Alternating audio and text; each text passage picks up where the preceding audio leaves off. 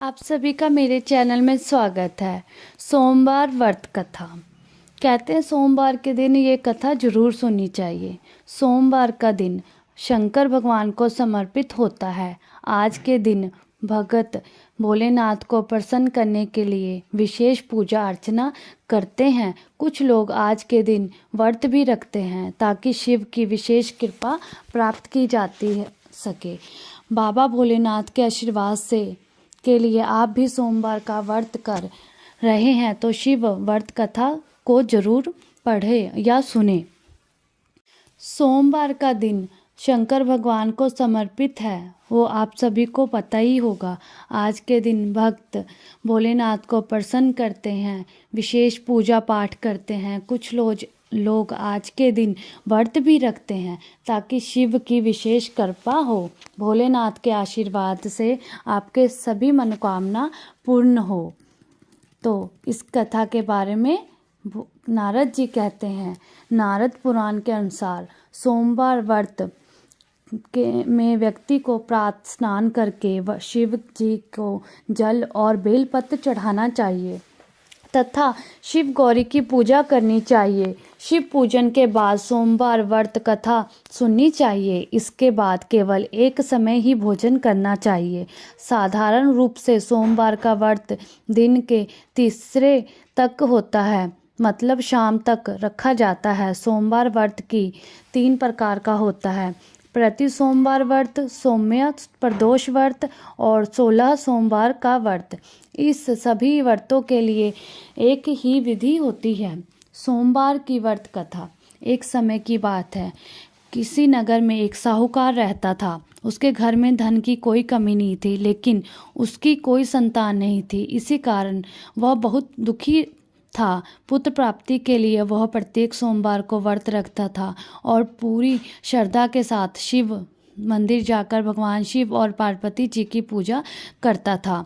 उसकी भक्ति देखकर एक दिन माँ पार्वती प्रसन्न हो गई और भगवान शिव से यह साहूकार की मनोकामना पूर्ण करने का आग्रह किया। पार्वती जी की इस इच्छा सुनकर भगवान शिव ने कहा कि हे पार्वती, इस संसार में हर प्राणी को उसे कर्मों का फल मिलता है और उसके भाग्य में जो हो उसे भोगना ही पड़ता है। लेकिन पार्वती जी ने साहूकार की भक्ति का मान रखने के लिए उनकी मनोकामना पूर्ण करने की इच्छा जताई। माता पार्वती के आग्रह पर शिवजी ने साहूकार को पुत्र प्राप्ति का वरदान तो दिया, लेकिन साथ ही यह भी कहा कि उसके बालक की आयु केवल 12 वर्ष होगी। माता पार्वती और भगवान शिव की बातचीत को साहूकार सुन रहा था। उसे ना तो को इस बात की खुशी हुई, ना ही दुख हुआ। वह प्रत्येक पहले की भांति शिवजी का पूजन करता रहा। कुछ समय के बाद साहूकार के घर एक पुत्र का जन्म हुआ।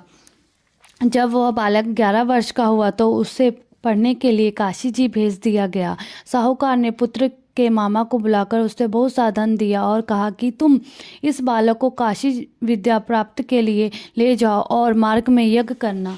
जहाँ भी यज्ञ कराओगे वहाँ ब्राह्मणों को भोजन कराते और दक्षिणा देते हुए जाना।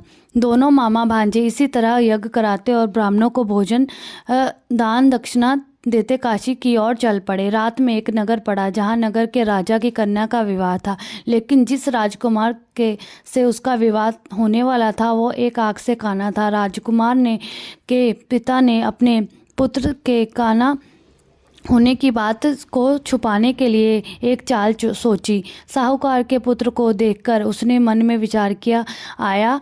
उसने सोचा क्यों ना इस लड़के को दूल्हा बनाकर राजकुमारी के साथ विवाह करा दूं। विवाह के बाद उसको धन देकर विदा कर दूंगा और राजकुमारी को अपने नगर ले जाऊंगा। लड़के को दूल्हे के वस्त्र पहनाकर राजकुमारी से विवाह करवा दिया गया, लेकिन साहूकार का पुत्र ईमानदार था। उसे यह बात न्याय संगत नहीं लगी। उसने स्वयं अवसर पाकर राजकुमारी की चुन्नी के पल्ले पर लिख दिया, तुम्हारा विवाह तो मेरे साथ हुआ है, लेकिन जिस राजकुमार के साथ तुम्हें भेजा जाएगा वो एक आँख से काना है। मैं तो काशी जी पढ़ने जा रहा हूँ। जब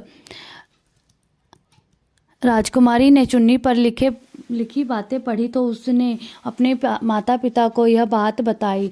राजा ने अपनी पुत्री को विदा नहीं किया, जिसे बारात वापस चली गई। दूसरी ओर साहू का लड़का और उसका मामा काशी जी पहुंच गए। वहां जाकर उन्होंने यज्ञ किया। जिस दिन लड़के की आयु 12 साल की हुई उस दिन यज्ञ रखा गया।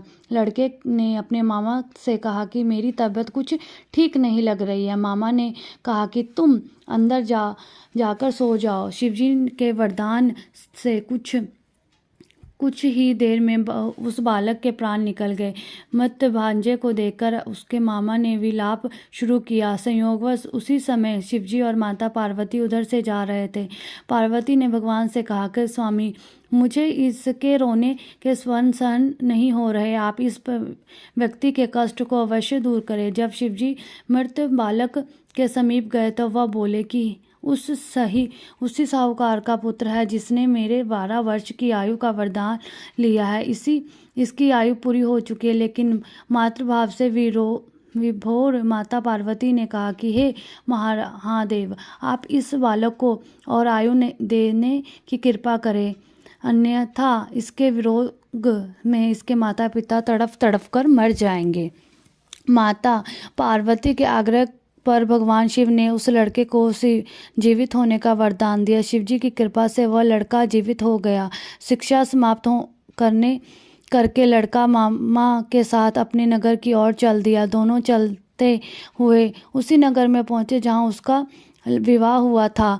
उस नगर में भी उन्होंने यज्ञ का आयोजन किया था। उस लड़के के ससुर ने उसे पहचान लिया और महल में ले जाकर उसकी खातिरदारी की और अपनी पुत्री को विदा किया। इधर साहूकार और उसकी पत्नी भूखे प्यासे रहकर बेटे की प्रतीक्षा कर रहे थे। उन्होंने पन रखा था कि यदि उन्हें अपने बेटे की मृत्यु का समाचार मिला तो वह भी प्राण त्याग देंगे, परंतु अपने बेटे के जीवित होने का समाचार पाकर वह बेहद प्रसन्न हुए। उसी रात भगवान शिव ने प्रियावारी के स्वन में आकर कहा, हे श्रेष्ठी, मैंने सोमवार के व्रत करने के और व्रत कथा सुनने के प्रसन्न होकर तेरे पुत्र को लंबी आयु प्रदान की है। इसी प्रकार जो कोई सोमवार व्रत करता है या कथा सुनता और पढ़ता है उसके सभी दुख दूर होते हैं और समस्त मनोकामनाएं पूर्ण होती है। ओम नमः शिवाय। नमः शिवाय।